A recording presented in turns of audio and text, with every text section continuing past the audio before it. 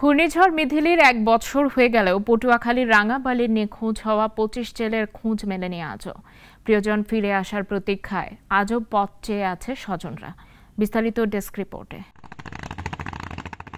১ বছর আগে ঘূর্ণিঝড় মিথিলির প্রভাবে পায়রা সমুদ্র বন্দরে ৭ নম্বর বিপদ সংকেত জারি করা হলেও গভীর সাগরে মাছ ধরতে যায় ২৫ জেলে, কিন্তু এরপর আর ফেরত আসেনি কেউ।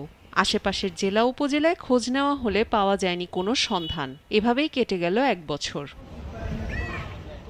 কান্না থামছে না সাইফুল, তামিম ও জিসানের পরিবারে। ৩ খালাতো ভাই একসাথে এক ট্রলারে মাছ ধরতে গিয়ে নিখোঁজ হয়। উপার্জনক্ষম ৩ সদস্যকে হারিয়ে তাদের পরিবারের দিন কাটছে অভাব অনটনে। এই সাগরে মাছ ধরতে যাইয়ে নিখোঁজ হয়েছে বন্যায়। আজ পর্যন্ত এখন পর্যন্ত কোনো খোঁজ পাইতেছি না। ১ বছর হয়ে গেছে, এখনো কোনো খোঁজ পাই না। উপজেলায় গেছি, যাই অনেক কাগজপত্র দিয়েছি, দেওয়ার পর আমরা অনেকবার গেছি, কিন্তু কাগজপত্র দেওয়ার পরও কিন্তু আমরা এখনো কোনো সন্ধান আমাদের ছেলেদের পাইনি।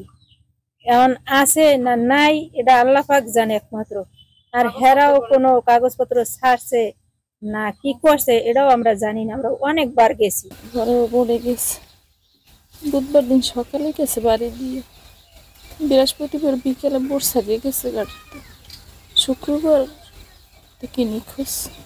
আজও আর পর্যন্ত কোনো খোঁজ পাইলাম না। অনেকই খোঁজাখুঁজি করলাম, অনেক জায়গায়, অনেক দেশে, কোনো খোঁজই আর পাইলাম না। অনেক বিশ্রী করলাম, কোনো খোঁজই আর পাইলাম না। কোথায় আছে, কোথায় রাখছে আল্লাহ নিয়ে জানি না। তা আমি তো এখন আশায় আছি যে আমার প্রতি আই আমার রাখ দেবে। আমার ছেলে ১ বছর নিখোঁজ, ১ বছরের মধ্যে কোনো খোঁজ খবর পাইতে আসি না। এখন আবার কাগজপত্র নূতন করিয়া যে পাঠাইছি টিউনের স্যারে, কিন্তু কাগজপত্র যাইয়া দিকে পৌঁছে কিনা জানি না, আর কোনো খোঁজ খবর নাই। এখন আবার নূতন করে আমরা কাগজপত্র কিছু করি, আপনারা যদি পারেন দয়া করে একটু করে ছাড়েন, খোঁজ খবর নিয়ে দেন। আমার ছেলে খুব অভাবে চলে, আমি নিজে রোজগার করি, আমার সংসার চলে। আমার ছোট ২টা ছেলে, এরা অন্তত কামাইবে নিজে করতে পারতেছেন। এ ৩ জন বাদে বাকি আরো ২২ জেলের পরিবারও রয়েছে তাদের অপেক্ষায়। নিখোঁজ জেলেদের সন্ধানের চেষ্টা অব্যাহত রয়েছে বলে জানালেন সংশ্লিষ্টরা। গত ১৭ নভেম্বর ২০২৩ প্রলয়ঙ্কারী ঘূর্ণিঝড়ের আঘাতে, মিথিলের আঘাতে আমাদের ২৫ জন জেলে নিখোঁজ হয়েছে। আমাদের এই তালিকাটা আমাদের অধিদপ্তরে পাঠানো হয়েছে। আমরা অধিদপ্তর থেকে সর্বদা চেষ্টা চালিয়ে যাচ্ছে তাদের যদি বিভিন্ন রকম সহযোগিতা করার জন্য।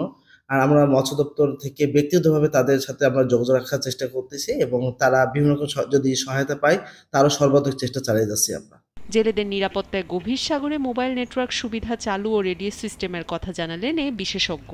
এই নিরাপত্তার জন্য তাদের অবশ্যই লাইফ জ্যাকেট দরকার। এটা খুবই সাধারণ একটা জিনিস।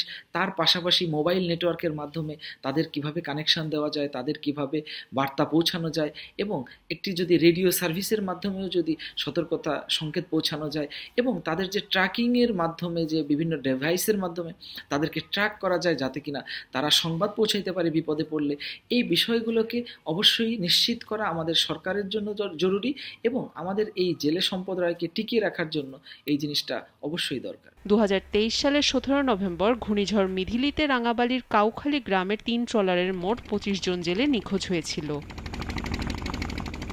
ডেস্ক রিপোর্ট, নাগরিক। Double million offer Walton fridge কিনে পেতে পারেন ২০ লক্ষ টাকা, রয়েছে কোটি কোটি টাকার নিশ্চিত উপহার।